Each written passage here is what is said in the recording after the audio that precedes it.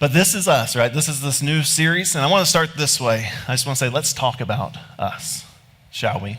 Right? Each year around this time, the time where we kind of get back into our school routines, if we have kids, if we're in that season, or if we're just thinking about the fall, right, and getting back into that routine, we take time as a church over the last 3 or 4 years to talk about our life together as a church.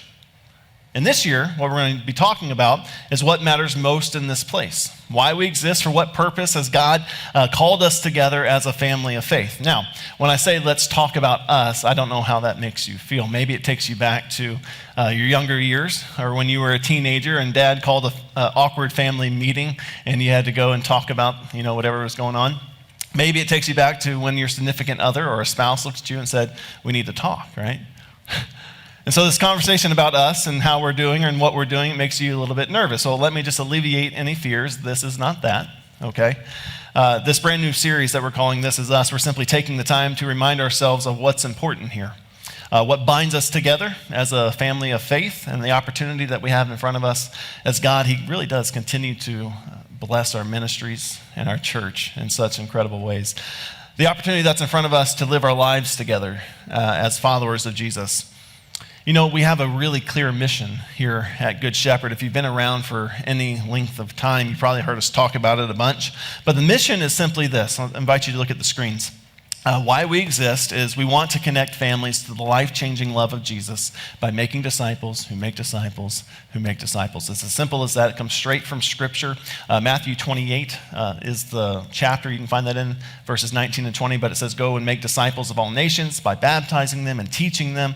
And God gives us those words that He's surely with us always. And that is such a great comfort. That's why we're here. That's the mission of this church, Good Shepherd. We want to connect people to as many people possible to the work that Jesus has done and the gifts that He has to offer, because we believe it transforms our lives and our homes. And if we believe that it transforms lives and homes, well, it transforms the world as well, and as well as some other important things along the way. We want our church to be a place where you connect with people, where you have lots of friends who you can do life with. But more importantly, we want it to be a place where you meet and you encounter Jesus, not just on a Sunday, not just every once in a while, but continually over the course of your life as you come. You're growing in your understanding of who He is, how much He loves you, what He's done for you, right?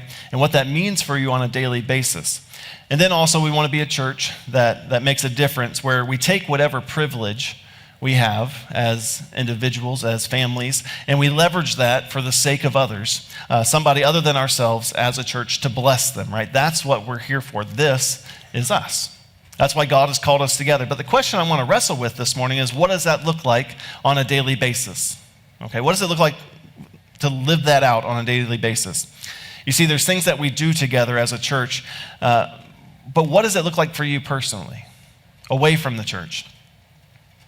You as a single follower of Jesus, what is the daily path that you walk in living this out, living these things out and seeking to follow Jesus? That's what we're going to answer in this series.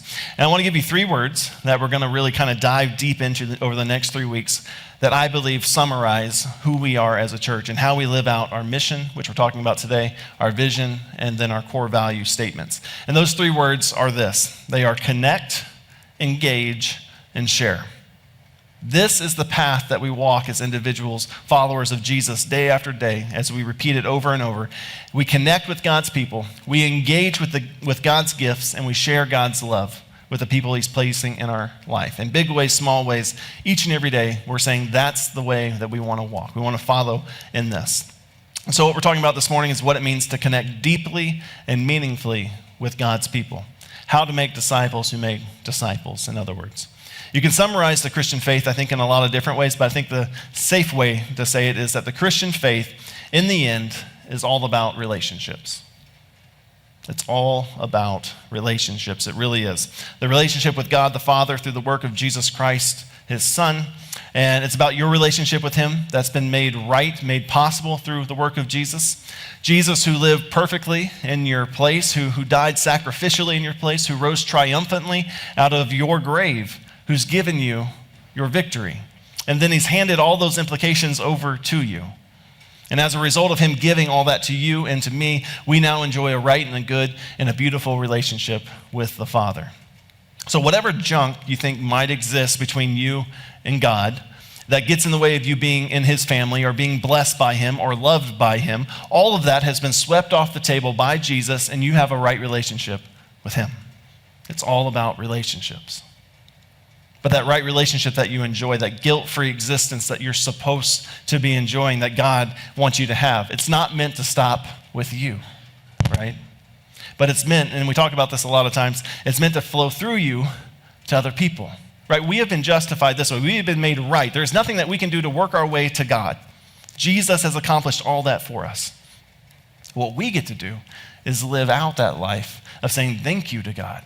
Through everything that we do, the people that we interact with, giving glory back to God and saying thank you for these gifts and not having to worry about where we're going to spend eternity because it's been taken care of. And so the blessings that God gives us, it's supposed to flow into us, but also through us to people.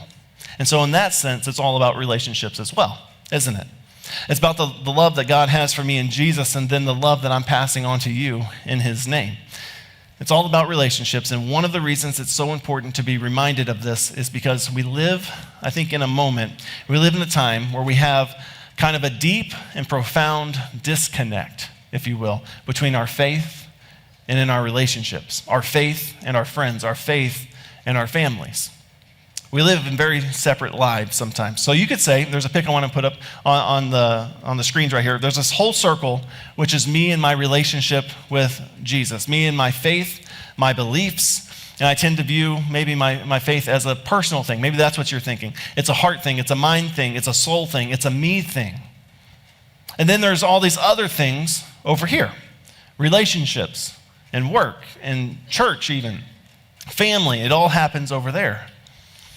You know, that's not the life that you and I are called to live. And it's certainly not the picture that we see in the scriptures of what the Christian life looks like. A better, more accurate image of what our lives are supposed to look like when it comes to faith and relationships is something like this, where you see an overlap between the two. Where there's significant overlap between the faith that you carry in your heart, the beliefs that you have, the values that drive you, and the hope that's in you, and these relationships that are all around you. It's in that overlap that the church and you and me that we're supposed to exist. This is us. All those relationships and all that activity that overlaps is where you can find relationships that are God intended for us to live in that space. It's where your relationships with your spouse and your kids can hopefully be, right? Where you baptize your kids in the Christian faith and you raise them not just as your kids, but you raise them as followers of Jesus, the identity that he's given them. That overlap is supposed to be where you have those friendships where you know when life falls apart, because you know life does fall apart sometimes. There are hard times where you can reach out to them and say, man, I need you to pray for me right now because life just got real. And you know that those friends are going to pray for you. They're going to take the time to actually stop and pray for you right then and there and lift you up. That's where the overlap is, right? And that's really important because God, he's made some really profound promises in that sacred place where relationships and faith overlap. He's promised to be most profoundly active in those relationships. He promises that in and through the people of the church, you're going to feel his presence. That it's in and through the prayers of friends that you're going to be fought for and covered in grace and mercy. That it's in and through the faith shared with a spouse or with a kid that you're going to feel the presence of God wrapping his arms around you in this intense meaning of the purpose that he has for your life. God promises to be active in powerful, powerful ways in and through the overlap of relationships and faith, and in particular, friends. I want to look at the book of Hebrews, chapter 10, starting at verse 22.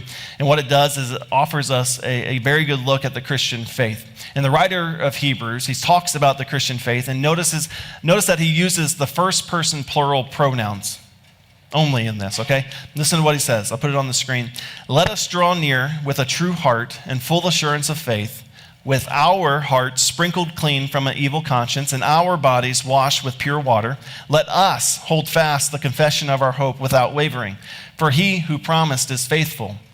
And let us consider how to stir up one another to love and good works, not neglecting to meet together, as is the habit of some, but encouraging one another all the more as you see the day drawing near. That day being when the Lord comes back for his church, right? So you read that and you see how he's talking about the impact of what Jesus has done for you and for me, but he doesn't use any singular pronouns in that. He only uses the plural pronoun. It's always an us thing, it's an our thing, it's a one another thing. But then in the second half of the reading, as he shifts away from talking about the implications, the access that we have to the Father through faith in Jesus Christ, what he does is he then talks about what it means to live out that faith on a daily basis. And notice he only speaks about it in communal terms, right? He's only talking about it in terms of us and we and together. You see, the scriptures have no concept of faith being an individual thing, just a heart thing or a mind thing or a me thing. It's always an us thing.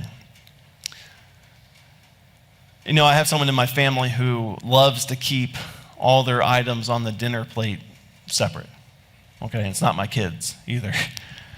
Maybe you have one of those eaters in your house, or maybe you are that eater in your house, right? If the chicken touches the mashed potatoes, we have to start all over, get a new plate. I made it my mission to help this person in my family discover the true joys that happen in the overlap on that plate. It's where the magic actually happens, right? That's where some of the greatest culinary discoveries are made. I see some of you shaking your heads like, no, that's not happening, right? I'm not going to get my stuff mixed up. Well, let me tell you, you're not living, okay? Look, if your rice and beans don't become rice and beans, you're missing out. If you're having a barbecue and you happen to have macaroni and the macaroni doesn't go with the mashed potatoes and the barbecue altogether, you're missing out. Just let me tell you, okay? You're missing out on the good things of life. Some of the best discoveries are found when stuff comes together. And my friends, it's no different than in the church. Same thing is true. If you keep your lives separate, like I got faith over here, I got family and friends over here, I got my belief in Jesus, and then I got the people that I work with all separate. You see, you keep those things separate, what you have are two good things, but you're missing out on something better. Something that when those two things come together, some magic happens, right? It's really good. You see, the Christian life is not just me and Jesus. It's part of it. It's part of it. The Christian life, though, is not just me and Jesus. The Christian life is a faith that is lived with Jesus, with others.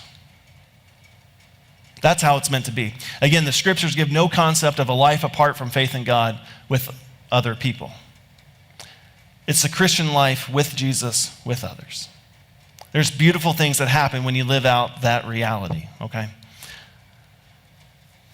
That's how it's meant to be. And again, the scriptures give no concept of a life apart from faith in God with other people. So you might be saying, okay, Stephen, I understand what you're trying to say.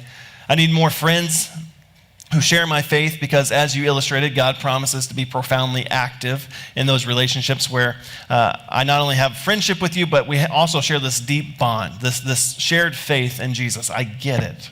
But I would love for you this morning to illustrate more clearly what is exactly, why do we need those friends in the faith? And so in response to that, let me offer you this. I can think of at least 4 reasons, I know there's probably many more, that we need friends in the faith. I'll give you these 4 reasons, and you might want to jot them down because I really think they're worthwhile. Number 1, you need more friends in the faith for when faith falters. For when faith falters. I mean, I hate to break it to you, but if you haven't hit a season where your faith feels a little flimsy or a little dry or even kind of dead, or you're really wrestling with some doubt, if that hasn't happened to you yet, most likely it will. It probably will happen at some point. And there are a lot of people who walk through something now that's called deconstruction. Maybe you've heard that term before, where they're addressing everything that they've ever believed in. They're taking a harsh look at it, and they're pulling away from certain things. And a lot of them are riddled with a lot of doubt, not sure what they even believe anymore. And if you go through that, right, you need friends who have faith around you to walk with you so that when you do have those doubts, when you do have faith that falters, they can kind of be this buffer around you to remind you of what you've always believed, how much you're loved by Jesus, where they can make it safe for you to kind of wander and to wrestle with these things, knowing that they're always going to be there to pray for you and to support you, encourage you, and remind you of your faith in Jesus and who you are. You need friends in the faith for when your faith falters, okay? You also need friends in the faith, this is number 2, for when our own stupidity strikes. for when our own stupidity strikes, right? You and I, we are profoundly broken, imperfect people. That's just the nature of who we are. We're going to make some dumb decisions in life. We're going to go through some difficult seasons, sometimes even brought on by a bad decision that we make, something that was foolish for us to make a decision on. It might be a quarter-life crisis where you feel like things are blowing up. It might be a midlife crisis where you mess things up, or an end-of-life crisis where you feel like everything's just screwed up. You and I, we go through these seasons where our own stupidity strikes, and it threatens our relationships around us. It threatens the security that we feel like we have, the peace, all of those things. And you need friends in the faith who can look at you and love you and be like, man, you need to cut this out. I love you, I'm never leaving you, but you know what you're doing is not what we believe, right? You know that. You know that what you're messing with, it can burn you significantly. I don't know what you're doing or why you're doing it, but I'll tell you what, I'm praying for you to turn from it because I can see the effect it's having on you. And you say, if you need me here to tell you the truth and to hold you accountable, then that's what I'm here for.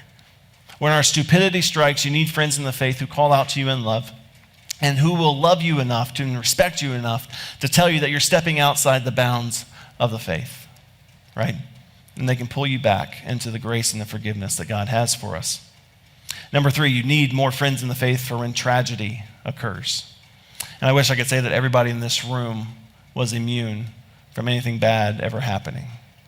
Unfortunately, I can't say that. What we need when tragedy occurs is people in the faith around you who can support you, who can uphold you, and be a strength for you, who can point you back to the promises of God, that God, He's not left you or forsaken you because something terrible has happened in this life. That is a result of sin. God promises to work all things together for good, even when it's the hard things. Right? Sadly, there are times where we see the consequence of sin, meaning death, staring us back in the face.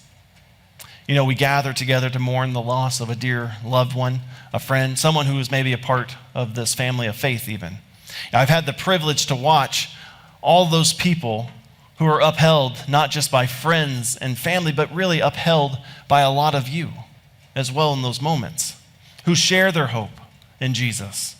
And I watch you literally help to be their strength in that time.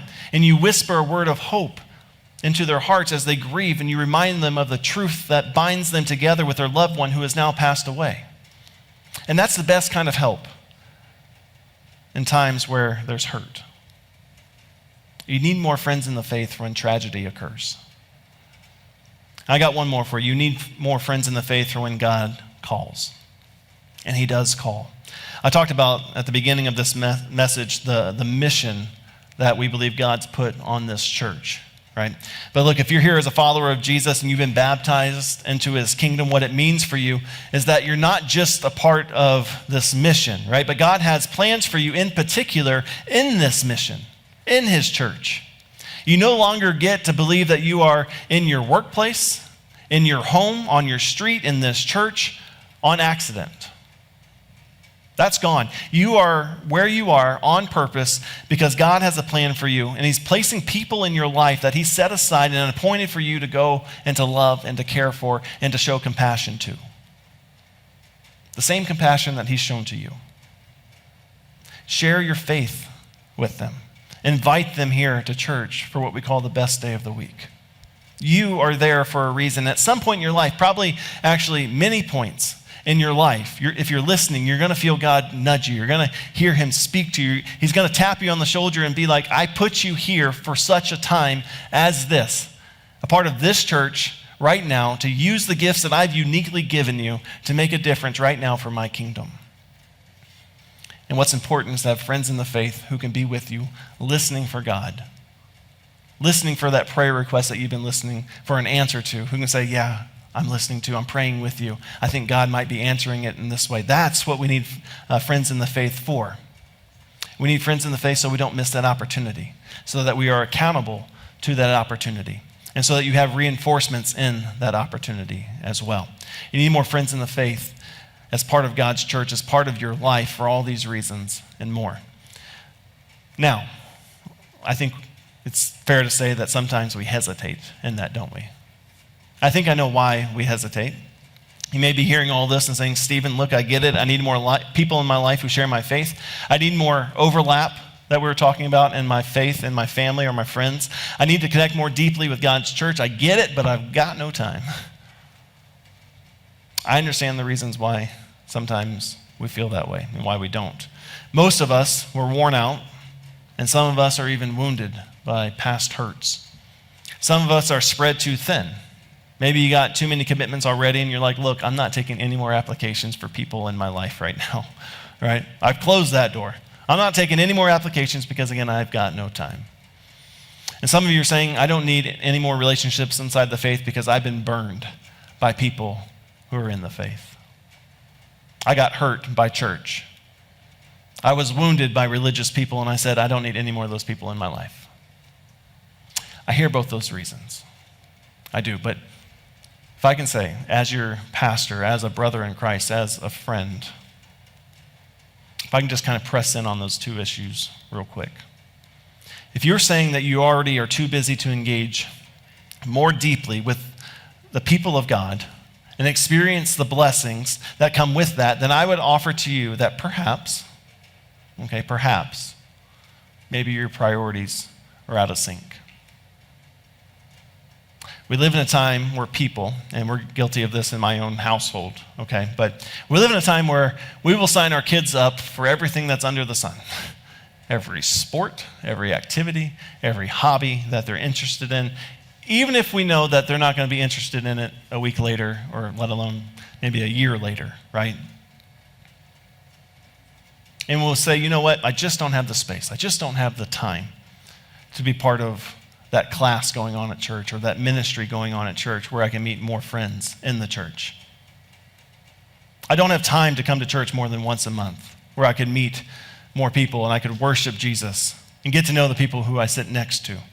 I don't have the space to go out to lunch after church with another family that's been sitting next to me for 5 years. I don't have the space to do that. And you will say no to those things in context of our faith, yet you're openly hoping and praying for your children to come up and to have the same faith that you have and to follow Jesus and be rooted in him. See, that doesn't make sense to me. So again, may I offer just perhaps some priorities are out of step with what you actually want and what you actually desire. We got to make this a priority. It's that important. We have to make this a priority. Our kids are watching us in everything that we do. Again, I understand if you have church hurt and if you've been to a church where maybe you've had a little bit of trauma or hurt from religious people or religious organization, and you're here this morning, first, I just want to say thank you for being here and trusting us to speak God's word to you, to be in this place. But I'll offer this to you as well.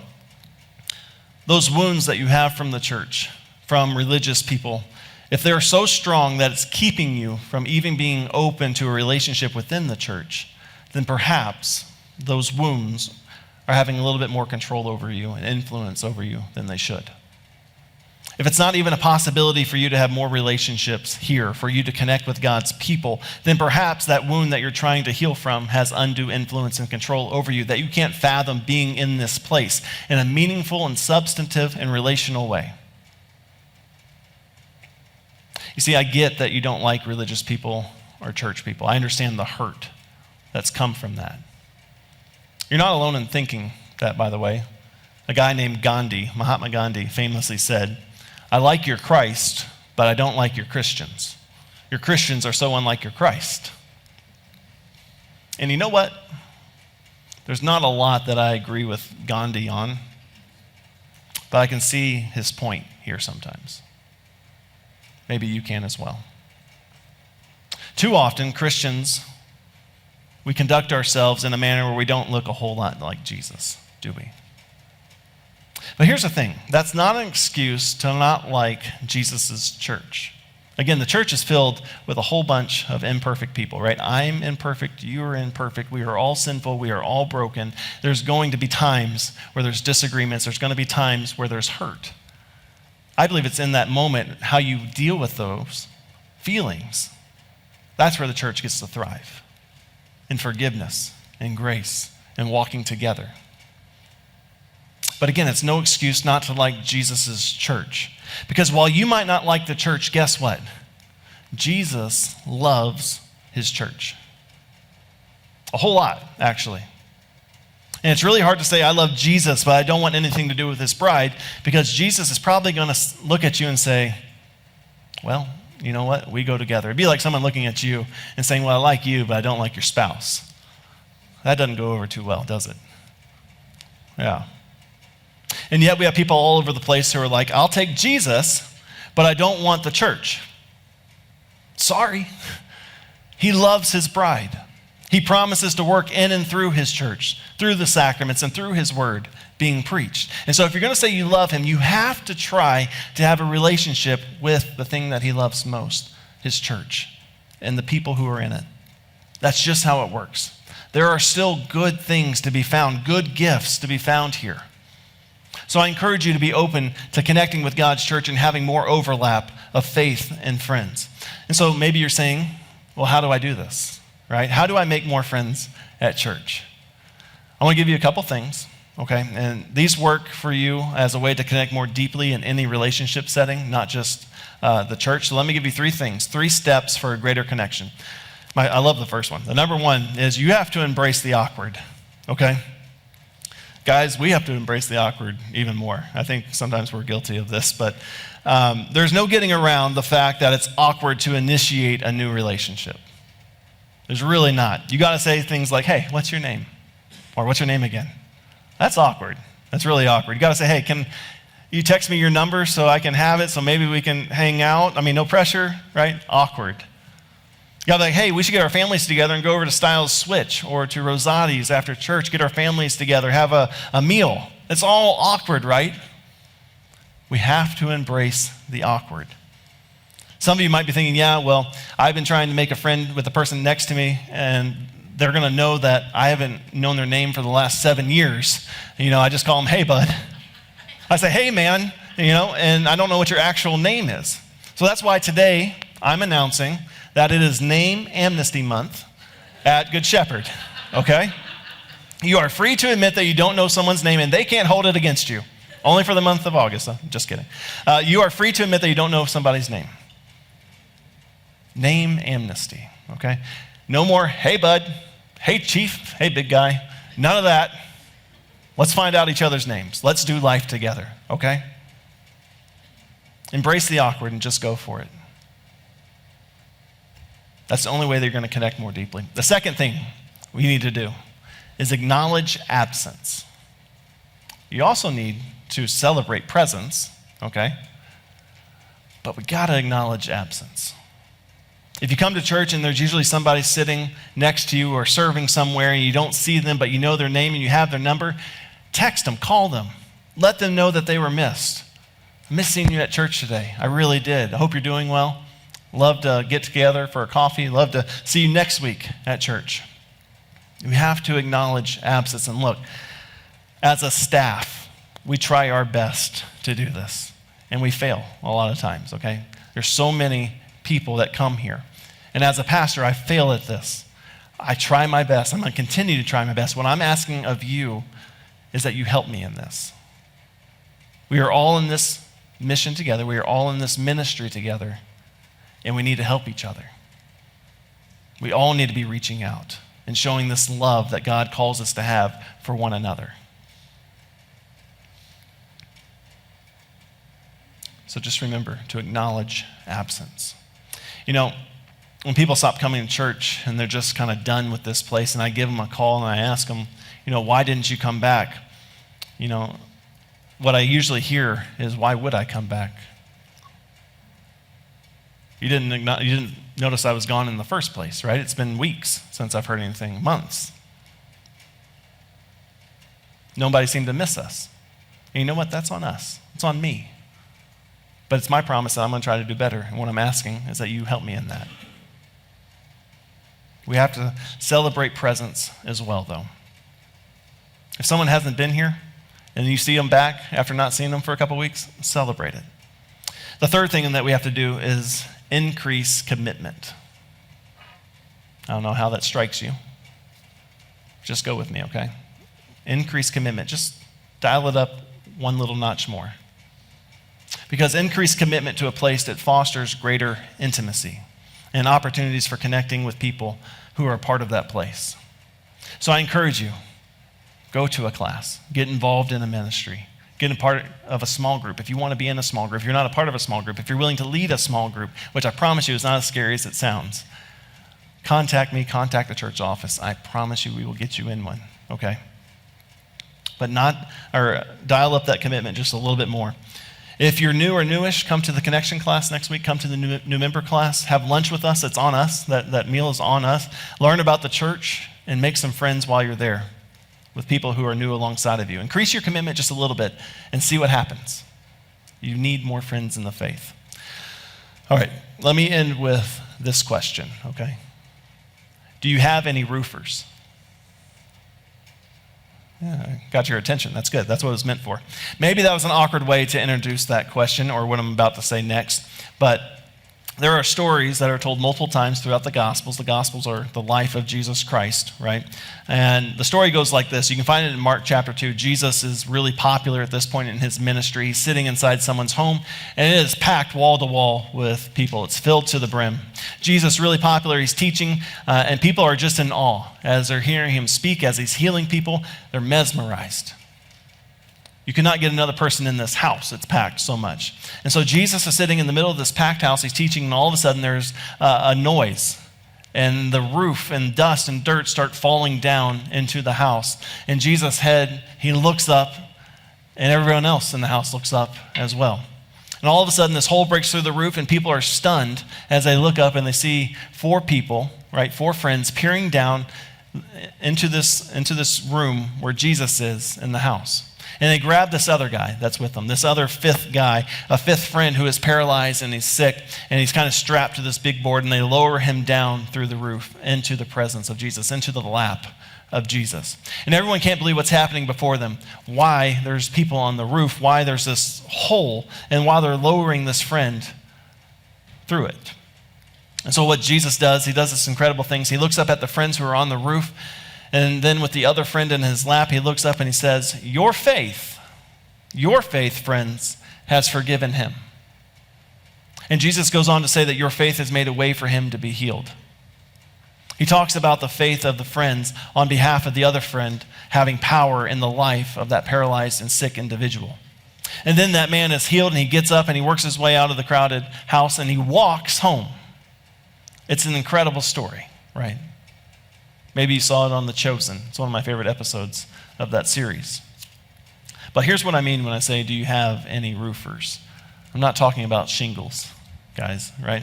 Do you have people who are not just friends and family, but they are friends and family who share your faith?